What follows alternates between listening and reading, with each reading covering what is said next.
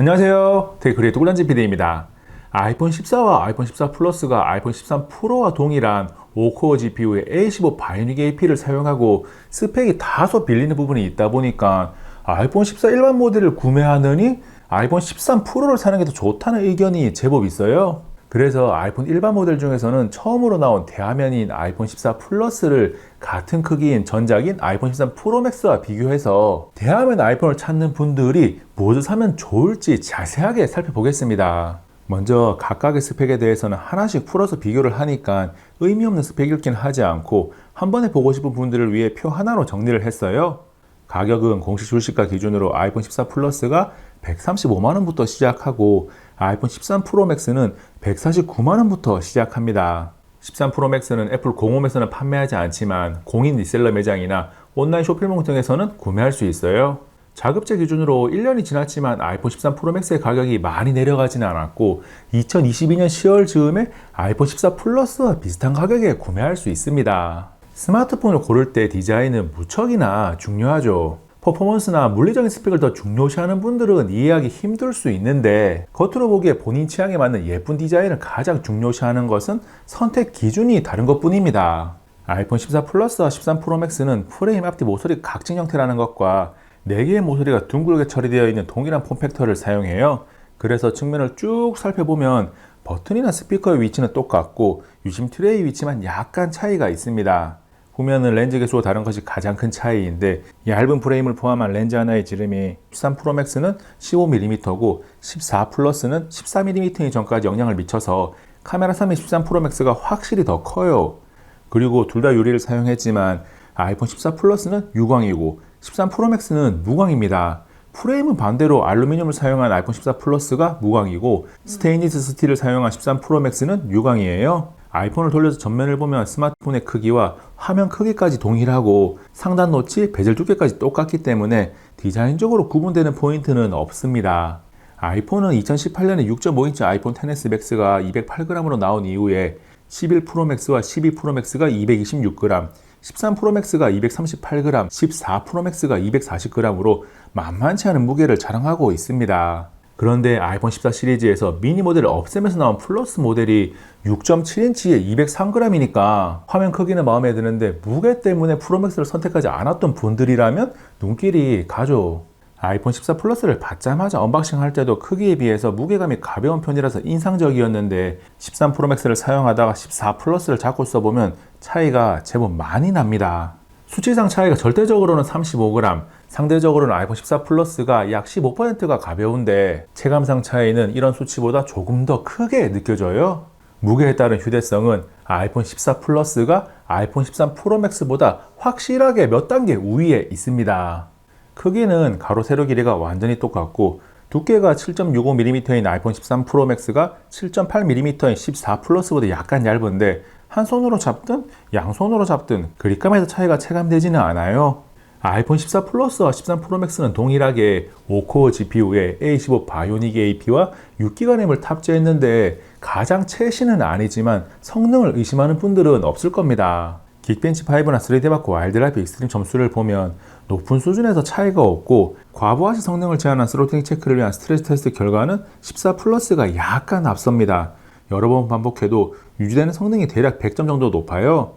테스트 중 열화상 카메라 촬영한 영상을 보면 그 이유를 알 수 있는데 전면과 후면 모두 아이폰 14 플러스보다 13 프로 맥스가 온도가 조금 더 올라갑니다. 그리고 아이폰 13 프로 맥스는 스트레스 테스트 중에 밝기 제한이 걸려서 14 플러스보다 어두워집니다. 테스트 직후 스로틀링이 풀리지 않은 상태에서 밝기를 조절해보면 14 플러스는 조절한 만큼 밝아지지만 13 프로 맥스는 일정 수준 이상 밝아지지 않아요.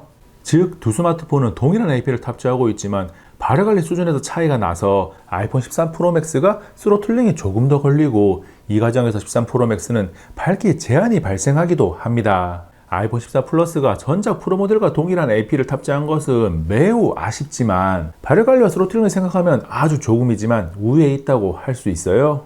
아이폰 14 플러스와 아이폰 13 프로 맥스는 2778 곱하기 1284 해상도의 6.7인치 OLED 디스플레이를 탑재한 것은 동일한데 결정적인 차이로 13 프로 맥스는 120Hz를 지원합니다.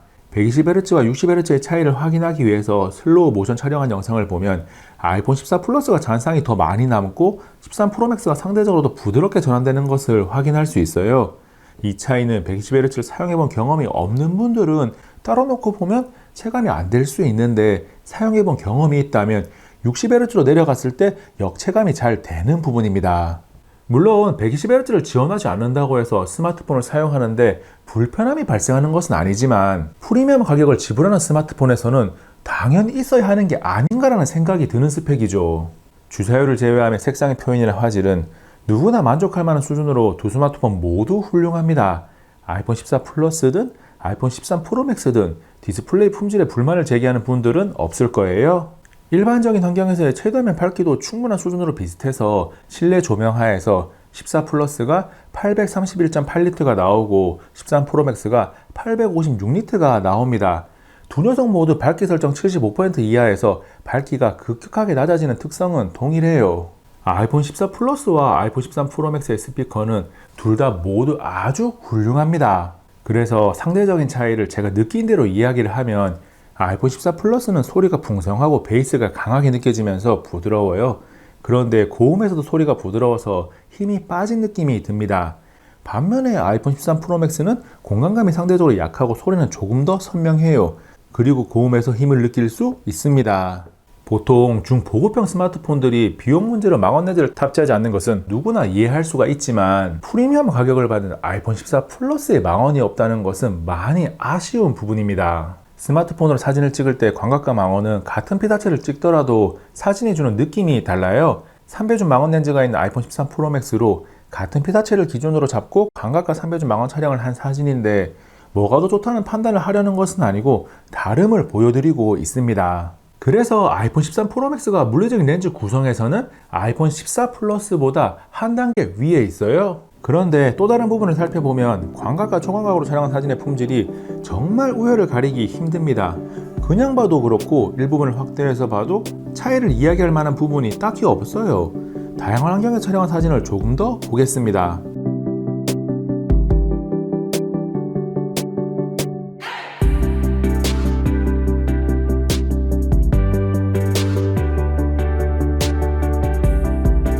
저조도 환경에서 촬영한 사진 역시 선명도나 노이즈가 비슷한 수준으로 일부분을 확대해서 봐도 이렇다 할 차이가 없어요.